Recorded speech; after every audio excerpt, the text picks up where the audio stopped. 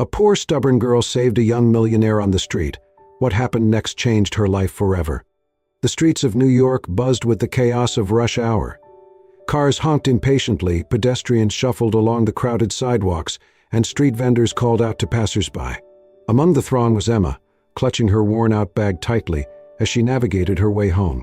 Her shift at the diner had been grueling, and all she wanted was to collapse on her couch in the tiny apartment she shared with her younger brother.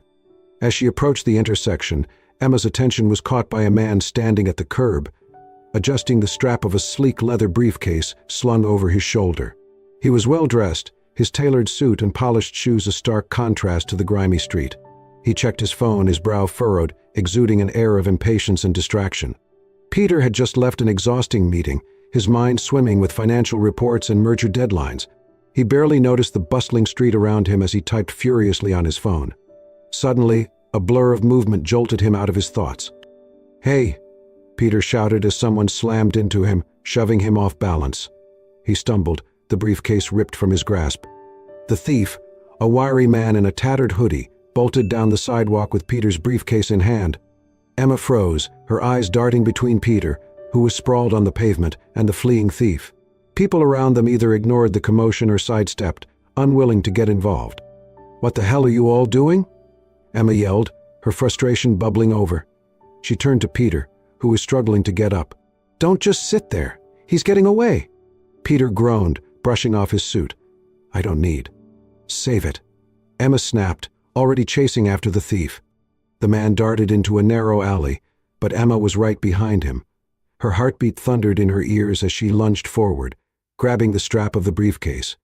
"Let go," the thief growled, jerking it back. "Not a chance," Emma shot back, holding on with all her strength. The commotion drew the attention of a few passers-by, and the thief, realizing he was outmatched, released the briefcase with a frustrated snarl. "You're crazy," he muttered before disappearing into the crowd. Emma stood there, breathless, clutching the briefcase tightly. "Are you insane?" Peter's voice cut through the noise as he finally caught up. He looked at her incredulously, his face a mix of anger and disbelief. "You could have gotten hurt." Emma thrust the briefcase toward him, her eyes blazing. "You're welcome." Peter blinked, momentarily stunned by her audacity. "I didn't ask for your help. And I didn't ask to see some rich guy get robbed," Emma shot back. "Maybe next time, keep a better grip on your stuff." Peter opened his mouth to retort but stopped himself. His sharp gaze softened slightly as he noticed her disheveled appearance, her messy hair, the tired lines on her face, and the uniform that hinted at a long, hard day. "Thank you," he said finally, his tone grudging but sincere. Emma sighed, her frustration ebbing. "Just be careful next time, okay?" She turned to leave, but Peter stopped her. "Wait. Let me at least buy you a coffee or something to say thanks." Emma hesitated, glancing at her watch. She was already late getting home, but something in his voice made her pause. "Fine," she said, "but make it quick. I've got places to be." They sat in a small cafe a block away, the warm glow of the interior a welcome contrast to the bustling street outside. "So," Peter began, still slightly rattled, "do you make a habit of running after thieves?" Emma snorted, stirring her coffee. "Not exactly. But someone had to do something. You looked like a deer in headlights." Peter frowned, but there was a faint glimmer of amusement in his eyes. "I was caught off guard." Emma smirked. "Sure you were." There was a brief silence as they sipped their drinks. "You work nearby?" Peter asked, gesturing to her uniform. "Yeah," Emma said, leaning back in her chair. "Diner a few blocks down. Long hours, lousy tips, but it pays the rent." Peter nodded, sensing the pride in her tone despite the hardship she hinted at. "I'm Peter, by the way." "Emma," she replied. "Well, Emma, I owe you one. That briefcase, it's important." "Looks fancy," Emma said, raising an eyebrow. "What's in it?" "Work," Peter said vaguely, a small smirk tugging at his lips. "Lots of work." Emma rolled her eyes. "Figures. You're one of those corporate types, huh?" "Guilty," Peter admitted, though there was a trace of self-awareness in his tone. "Must be nice," Emma muttered, almost to herself. "Suits, briefcases, important meetings. A whole different world." Peter studied her, something about her words striking a chord. "It's not as glamorous as it looks." "Maybe," Emma said, finishing her coffee. but at least you're not chasing down thieves in alleys." Peter laughed softly, the tension between them easing. As they stepped outside, the cool evening air wrapping around them, Peter hesitated. "You really didn't have to do that back there." Emma shrugged. "Guess I have a thing for lost causes." Their eyes met, and for a moment, Peter felt a strange sense of connection, something he couldn't quite explain. "Thank you, Emma," he said again, his voice quieter this time. She smiled faintly. "Take care of yourself, Peter." With that, she disappeared into the crowd, leaving him standing there, briefcase in hand and a lingering sense that their paths would cross again. The city buzzed with its usual chaos as Emma made her way down the street the following evening, her mind occupied with the endless list of responsibilities awaiting her at home. The diner had been unusually busy, and exhaustion clung to her like a heavy coat. She was so preoccupied that she almost didn't notice the figure sitting on a bench near the corner, until she recognized him. It was Peter, the man she had helped the day before. He sat slumped forward, one hand holding his phone while the other rested on his knee. There was a faint grimace on his face, and Emma noticed a small cut on his cheek she hadn't seen before. "Hey," she called out, walking closer. Peter looked up, surprise flickering in his tired eyes. "Emma?" "Yeah, it's me," she said, stopping a few steps away. "You okay? You look like you've had better days." Peter gave a small chuckle, though it didn't reach his eyes. "I've had worse." Emma frowned, motioning toward the cut. "Let me guess, your little encounter yesterday left a souvenir." He reached up to touch his cheek, wincing slightly. "I didn't think it was that bad." "It's not terrible, but you should clean it up before it gets infected," Emma said matter-of-factly. She dug into her bag and pulled out a small first aid kit. "Lucky for you, I come prepared." "You carry a first aid kit?" Peter asked, raising an eyebrow. Emma shrugged, as she sat beside him. "I've got a clumsy little brother at home.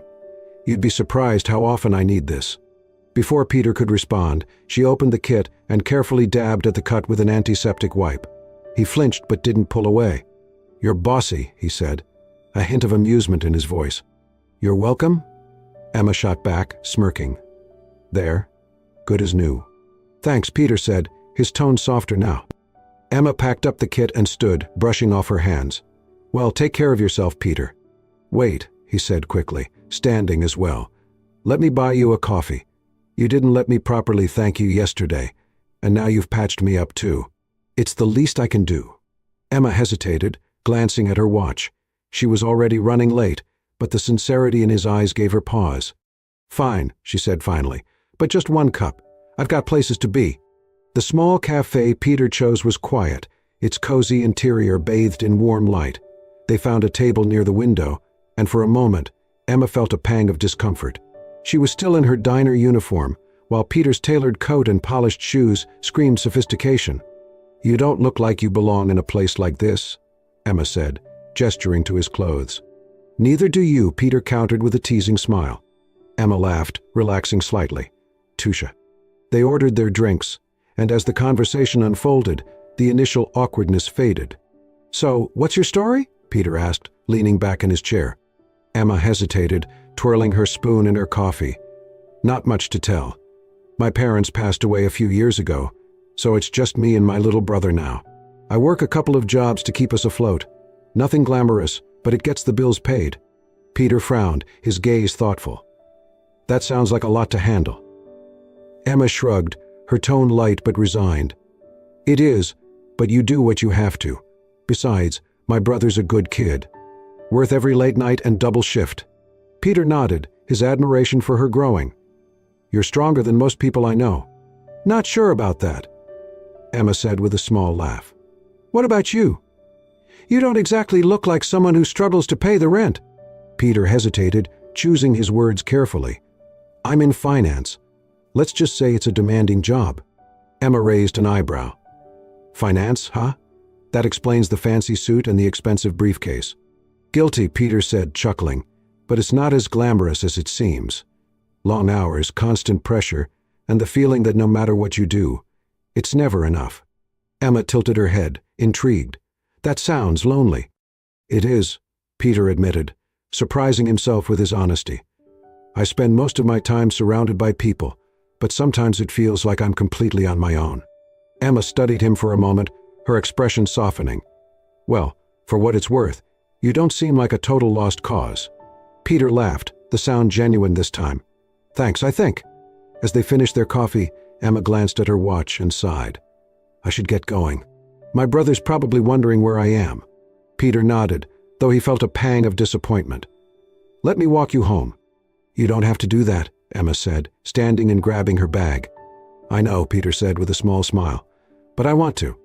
The walk to Emma's apartment was quiet, the city's noise fading into the background as they talked about lighter topics, favorite movies, embarrassing moments, and shared frustrations about city life. When they reached her building, Emma turned to face him. "Thanks for the coffee." "And the walk." "Any time," Peter said, his hands in his pockets. Emma hesitated, then smiled. "Take care of yourself, Peter." "You too, Emma," he replied. As she disappeared into the building, Peter stood there for a moment, his thoughts swirling. He hadn't felt this kind of connection with someone in years, and the realization both intrigued and unsettled him.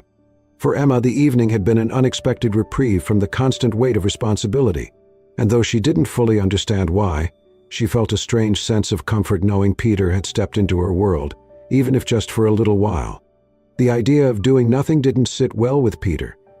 He couldn't stop thinking about Emma, the fiery, stubborn woman who had risked herself to help him, then patched him up without asking for anything in return. She was unlike anyone he'd ever met. Sitting in his high-rise office, surrounded by polished mahogany furniture and a view of the New York skyline, Peter felt an unshakable pull. The lives of people like Emma felt a world away from his own, yet her resilience and determination had struck a chord. Finally, he made a decision. He needed to find her again. It took some effort, but Peter managed to locate the diner where Emma worked. When he walked in, the small bell over the door jingled, drawing the attention of a few patrons. The place was modest, with faded linoleum floors and tables that had seen better days. Emma was behind the counter, pouring coffee for an elderly man. Her back was turned, but Peter recognized her immediately. She looked as tired as ever. Yet there was an energy in her movements, a quiet determination that kept her going. "Emma," he called softly as he approached the counter. She froze for a moment, then turned, her eyes widening slightly. "Peter? What are you doing here?" "I came to see you," he said, sliding onto a stool. "Why?" she asked, crossing her arms. "I thought we were even after that coffee." Peter smiled faintly. "We are. But I wanted to thank you properly." Again. Emma sighed, shaking her head. "You really don't need to keep doing this. I didn't help you because I wanted something in return." "I know," Peter said, his tone earnest. "That's why I want to help you. Please, let me do something for you." Her eyes narrowed. "Help me how?" "I don't know yet," he admitted. "But whatever it is, it'll make things easier for you. For your brother. You shouldn't have to work yourself to the bone just to survive." Emma's expression hardened. "I don't need your money, Peter. I don't need anyone's charity." "It's not charity," he said quickly. "It's gratitude." Emma's voice rose slightly, drawing a few glances from the other customers. "I don't care what you call it. I'm not some damsel in distress waiting for a rich guy to swoop in and fix my life." Peter was taken aback by the fire in her voice, but respected it nonetheless. "Emma." "No," she interrupted. "I don't need your pity, Peter. I just did the right thing. That's it." Without giving him a chance to respond, she turned and walked back into the kitchen, leaving him sitting there, unsure of what to do next. Determined not to give up, Peter decided to try another approach. A few days later, he returned to the diner, this time arriving during the evening rush. He wanted to see the full extent of Emma's reality. What he witnessed left him stunned. The place was packed, with Emma darting between tables, balancing trays of food, refilling drinks, and enduring the impatient demands of customers. The manager, a gruff man with a perpetual scowl, barked orders at her from the counter. "Emma, table 5 is waiting," he shouted, slamming a plate onto the counter. "I'm on it," Emma replied, her voice tight. "You'd better be," the manager snapped. "I don't have time for your excuses." Peter clenched his fists as he watched the scene unfold. The manager's tone was demeaning, his treatment of Emma nothing short of humiliating. Yet she carried on, her head held high despite the blatant disrespect. When the rush finally subsided, Peter approached her as she wiped down a table. "Emma," he said softly. She looked up, her face a mixture of surprise and exhaustion. "Peter, what are you doing here again?" "I had to see for myself," he said, his voice calm but firm. "How you're treated here. It's unacceptable." Emma straightened, her eyes flashing with defiance. "It's a job, Peter. It pays the bills." "You deserve better than this," he said, his tone rising slightly. "No one should have to put up with that kind of treatment." "I don't need you to tell me what I deserve," she shot back. Peter took a deep breath, reining in his frustration. "Emma, listen to me. I can help you find a better job, something where you're respected. Just let me." "No," she interrupted, her voice firm. "I'm not interested." "Why not?" he asked, his brow furrowing. "Why won't you let me help you?" "Because I don't want to depend on someone else," Emma said, her tone softening but losing none of its resolve. "I've worked hard to stand on my own 2 feet, and I'm not about to give that up now." Peter studied her, his chest tightening with a mixture of admiration and frustration. "Emma, this isn't about taking away your independence. It's about giving you the opportunities you deserve." She shook her head, a tired smile playing on her lips. "I appreciate the thought, Peter. I really do. But I've been on my own for a long time. I've learned not to rely on anyone but myself." Before Peter could argue further, the manager's voice rang out from the counter. "Emma, break's over." She glanced at Peter apologetically. "I have to go." As she walked away, Peter felt a surge of helplessness. He wanted to help her, to ease the weight she carried, but she wouldn't let him in. Yet as he left the diner that night, he made a silent vow. If Emma wouldn't accept his help directly, he would find another way to show her how much she mattered. He wasn't about to give up on her, not now, not ever. The days following Peter's visit to the diner were unexpectedly quiet, but Emma found herself thinking about him more than she cared to admit. His determination to help her, despite her refusal, had left a mark. It wasn't pity or arrogance that drove him, it was something genuine, and that both intrigued and unsettled her. When he showed up outside the diner one evening, holding 2 steaming cups of coffee, Emma couldn't help but smile despite herself. "Figured you could use this after a long shift," Peter said, offering her a cup. Emma took it, shaking her head. "You're persistent, I'll give you that." "You say that like it's a bad thing," he replied with a grin. As they walked toward her apartment, their conversation flowed easily. Peter shared snippets of his life, though he was careful not to mention his wealth directly, and Emma found herself opening up about her struggles raising her younger brother. "You're doing all this on your own?" Peter asked, his tone filled with admiration. Emma nodded. "It's not easy, but he's worth it. He's a good kid, and I want him to have the chances I didn't." Peter looked at her, his respect for her deepening with every word. "You're incredible, you know that." Emma laughed, shaking her head. "Not really. I'm just doing what anyone would do." "Trust me," Peter said, his voice soft but firm. "Not everyone would."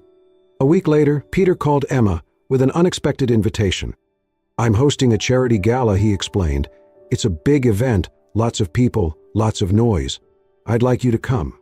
Emma froze, the phone pressed tightly to her ear. "A gala? Peter, that's not really my scene." "I know," he admitted, "but I want you to be there. It's important to me." She hesitated, her insecurities bubbling to the surface. "Peter, I don't have anything to wear, and I wouldn't even know how to act in a place like that." "I'll take care of everything," he said quickly. "Just say yes." Emma sighed, her heart pounding. "Fine, but if this goes horribly wrong, I'm blaming you."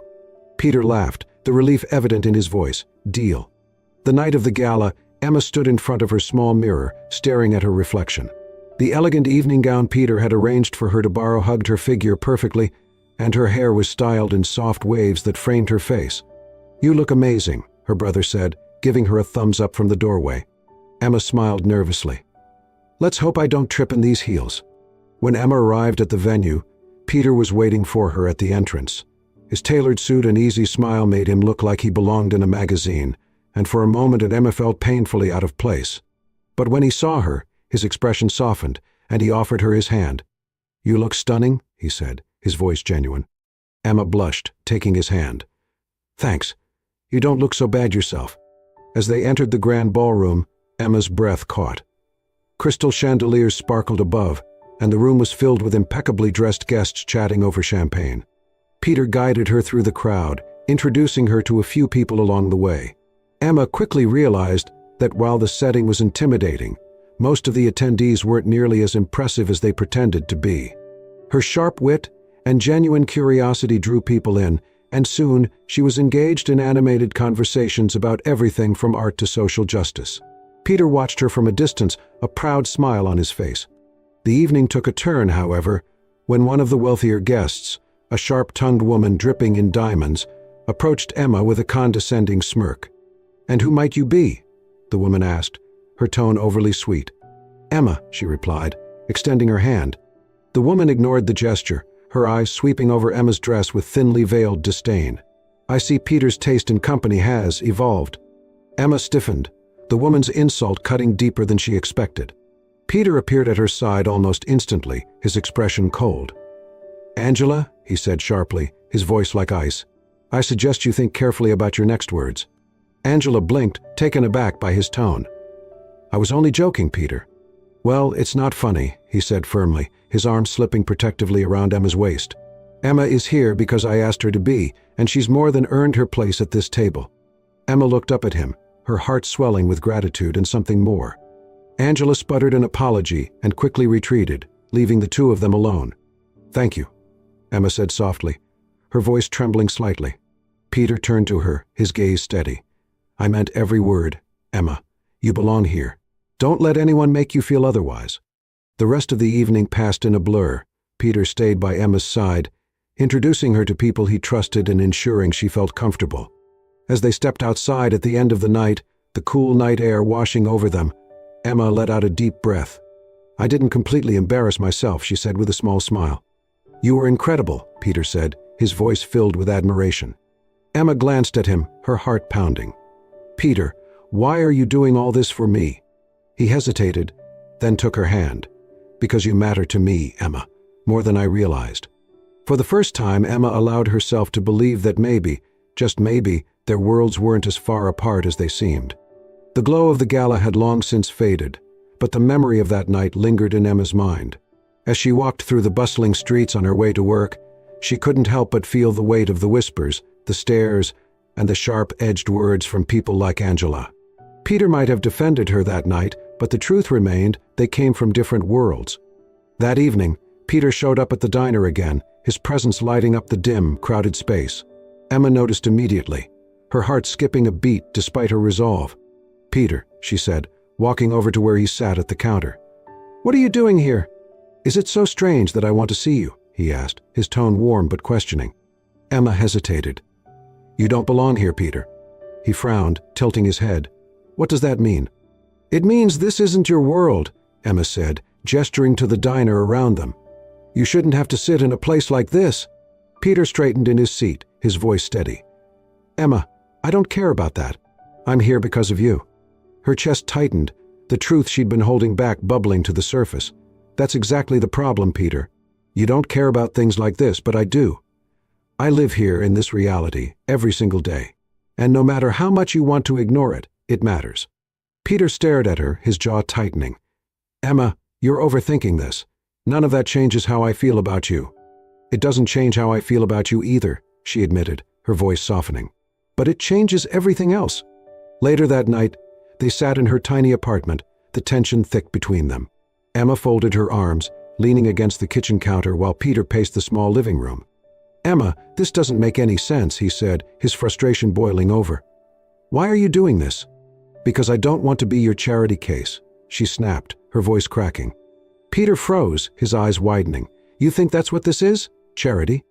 Emma looked away, tears stinging her eyes. "What else could it be? You swoop in with your money and your fancy life, and suddenly I'm supposed to fit into your world like it's nothing." "That's not what I'm doing," he said firmly. "I'm trying to be with you, Emma. To build something real." "But it's not real, Peter," she said, her voice trembling. "Not for me. I don't belong in your world, and I don't want to spend my life trying to keep up with it." Peter's frustration gave way to hurt. "You don't trust me," he said quietly. "You don't trust that I see you for who you are and not where you come from." Emma shook her head, her tears falling freely now. "It's not about trust. It's about reality. And the reality is, I'll always feel like I'm not enough." "That's not true," Peter said, stepping closer. "You are more than enough, Emma. You're everything." She took a shaky breath, meeting his gaze. "Maybe for you, but not for me." The argument stretched into the early hours of the morning, each word pulling them further apart. "I can't do this," Emma said finally, her voice breaking. "I can't be the person you need me to be." Peter stood there, his hands clenched at his sides, his chest heaving with emotion. "You already are, Emma. Why can't you see that?" Emma didn't answer. Instead, she picked up her coat and walked to the door. "Where are you going?" Peter asked, his voice tight with desperation. "I just need some air," she said, not looking back. As the door closed behind her, Peter sank onto the couch, his head in his hands. The emptiness in the room was suffocating, but it was nothing compared to the void in his heart. Outside, Emma wandered aimlessly, the cool night air biting at her skin. Her mind raced with doubts and regrets, but one thought remained constant: she couldn't let herself become dependent on Peter. He deserved someone who could stand beside him without fear or hesitation. Someone who belonged in his world. For days, neither of them reached out. Emma threw herself into her work, trying to ignore the ache in her chest. Peter, on the other hand, buried himself in meetings and projects, though his mind often drifted to her. His life had always been about control, controlling his business, his image, his future. But Emma had shattered that illusion. She had made him see the world differently, and now, without her, everything felt off balance. One evening, Peter sat in his office, staring at the city lights outside. His assistant knocked softly before stepping in. "Mr. Bennett, you've got a meeting in 10 minutes. "Cancel it," Peter said, his voice flat. The assistant hesitated but nodded, leaving him alone with his thoughts. Peter leaned back in his chair, running a hand through his hair. Emma had been right about one thing: his world was vastly different from hers. But she had been wrong about what that meant. She wasn't a burden.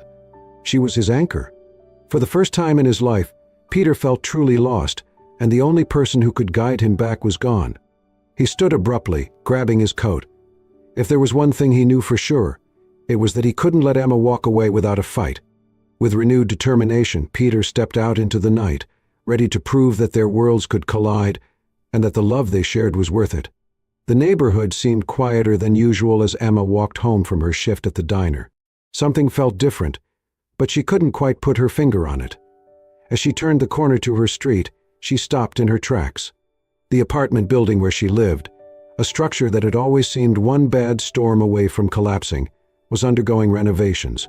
New windows were being installed, the facade had been cleaned, and fresh paint brightened the walls. The site was almost unrecognizable. "What's going on here?" she muttered to herself. "Looks like someone's finally investing in this place," a neighbor said as he walked by, nodding approvingly. "About time, huh? Huh?" Emma nodded slowly, her thoughts racing. This kind of transformation didn't just happen overnight, and certainly not in this part of town. Later that evening, as Emma sat at the kitchen table helping her younger brother with his homework, he hesitated, fidgeting with his pencil. "Emma," he said, his voice hesitant, "did you know someone paid my school tuition for the next year?" Emma froze, her heart skipping a beat. "What? When did this happen?" "Today," he said, shrugging. "The principal called me into the office to tell me. They wouldn't say who did it, just that it's all taken care of." Emma stared at him, her mind spinning. The renovations, the tuition, it couldn't be a coincidence. She didn't have to think hard to figure out who was behind it. The next day, Emma marched into Peter's office building, her determination overriding the nervousness that crept in as she stepped into the sleek, modern lobby. "I'm here to see Peter Bennett," she told the receptionist, her tone firm. The receptionist hesitated but made the call. Moments later, Emma was escorted to Peter's office. When she entered, Peter looked up from his desk, his surprise quickly replaced by something softer. "Emma," he said, standing, "what are you doing here?" Emma closed the door behind her, crossing her arms. "You've been meddling." Peter frowned, his expression cautious. "Meddling?" "The renovations to my building. My brother's tuition," she said, her voice trembling with frustration and emotion. "It was you, wasn't it?" Peter sighed, running a hand through his hair. "I wasn't trying to meddle, Emma. I just wanted to help." "Without telling me," she demanded, her voice rising. "Do you have any idea how humiliating it is to find out like this? Like I can't handle my own life?" "That's not what I meant," Peter said quickly, stepping closer. "I wasn't trying to undermine you, Emma. I know you can handle things. I've seen how strong you are." "Then why?" she asked, her voice breaking. "Why couldn't you just let me be?" Peter's shoulders sagged, his usually confident demeanor crumbling. Because I wanted to show you that you don't have to do everything alone, that you're not alone. Emma blinked, her breath hitching. You've carried so much for so long, Peter continued, his voice soft. And I know you're proud of that. You should be. But Emma, you don't always have to fight the world on your own. You deserve to have someone in your corner. Emma looked away, tears welling in her eyes. I didn't ask for this, Peter. I know, he said. And I didn't do it because you asked. I did it because I care about you. Because I wanted to make things a little easier for you, even if just for a moment. She was silent for a long time, her mind a whirlwind of emotions. Finally, she met his gaze, her voice trembling. I don't want to feel like a project, Peter. I don't want to feel like I'm being fixed. You're not a project, Peter said, his tone steady. And you don't need fixing. You're perfect the way you are, Emma. I don't want to change you. I just want to be there for you. Emma's resolve began to waver, the sincerity in his voice cutting through her defenses. I've been so afraid of leaning on anyone, she admitted, her voice barely above a whisper, of losing myself in someone else's world. Peter stepped closer, his eyes filled with understanding. I don't want you to lose yourself, Emma. I want you to shine. And I want to be the one standing beside you while you do. For the first time, Emma allowed herself to believe his words. The fear and doubt that had held her back began to loosen their grip, replaced by something warmer, steadier. I don't know how to do this, she said, her voice shaking. We'll figure it out together, Peter said, reaching for her hand. One step at a time. Emma hesitated, then let him take her hand, the warmth of his touch grounding her. Okay, she said softly. But no more secret gestures. If we're doing this, we do it together. Peter smiled, his relief palpable. Together. As they stood there, the tension between them melting away, Emma realized that letting someone in didn't mean losing herself. With Peter, it meant finding a partnership built on trust, respect, and a love that was stronger than the differences that had once divided them. The streets of New York bustled as always, but tonight felt different.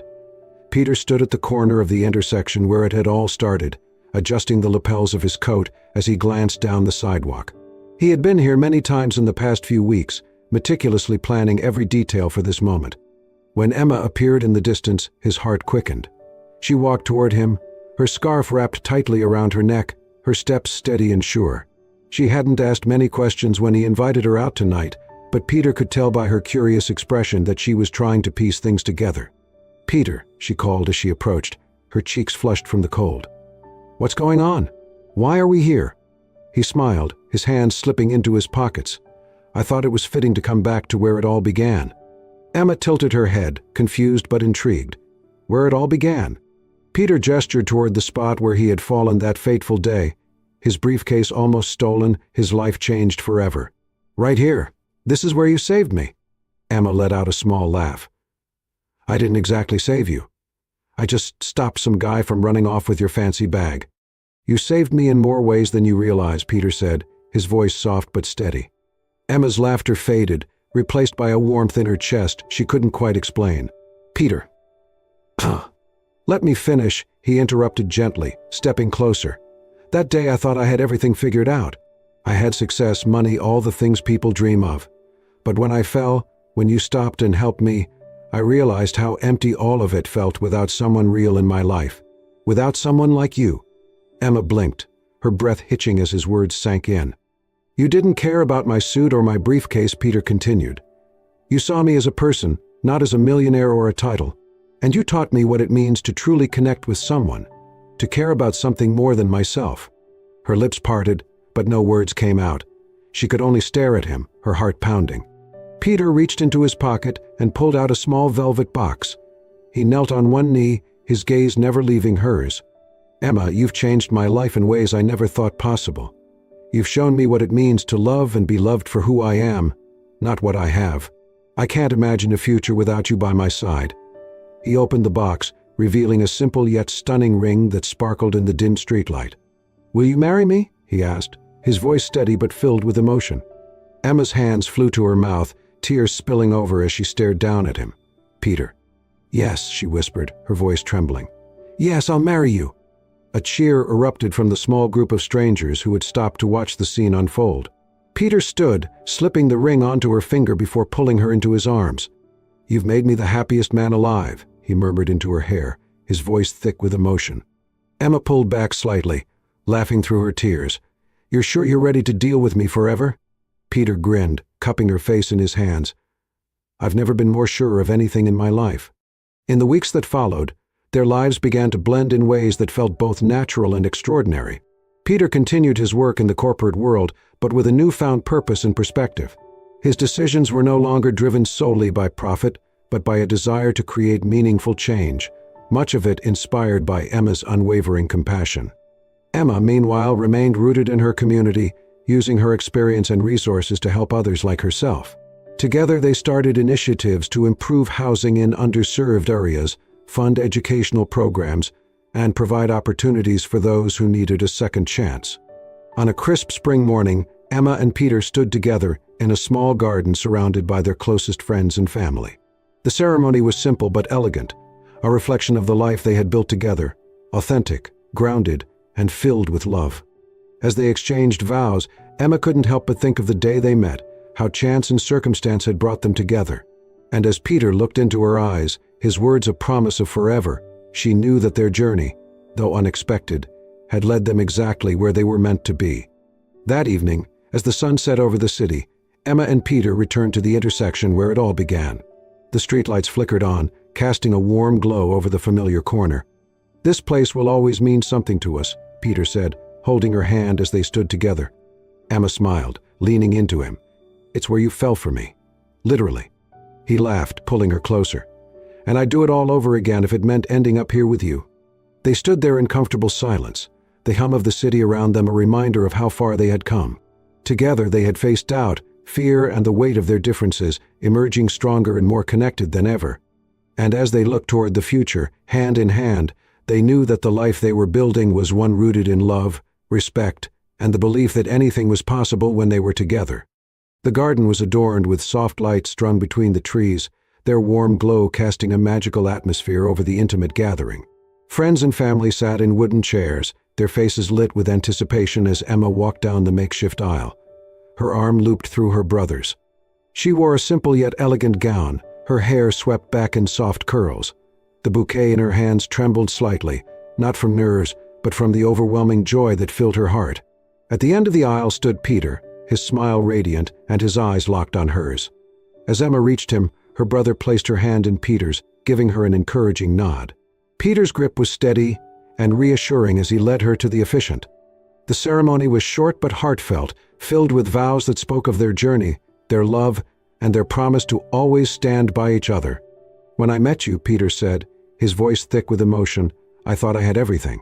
But you showed me that true wealth isn't about what you have, it's about who you share it with. You're my partner, my inspiration, and the love of my life."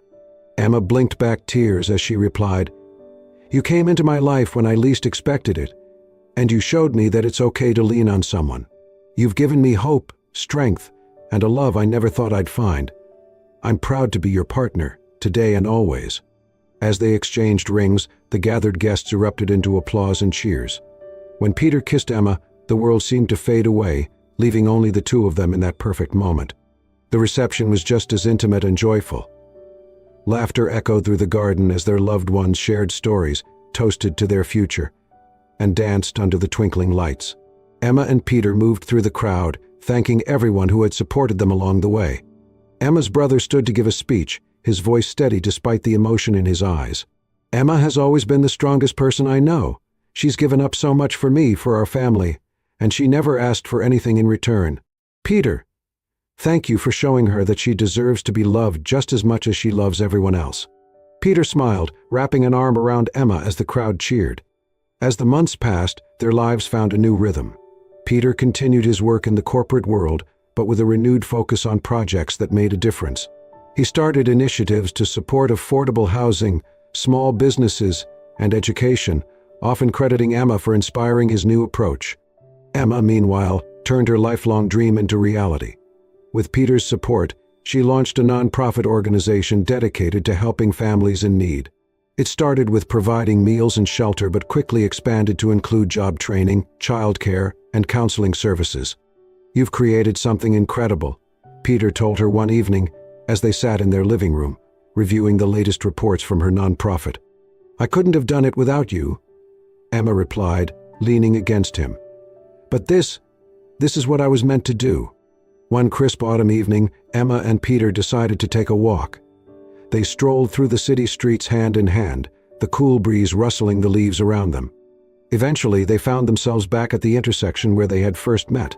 The memory of that day brought smiles to their faces. "Remember this spot?" Peter asked, his tone playful. Emma laughed, nudging him gently. "How could I forget?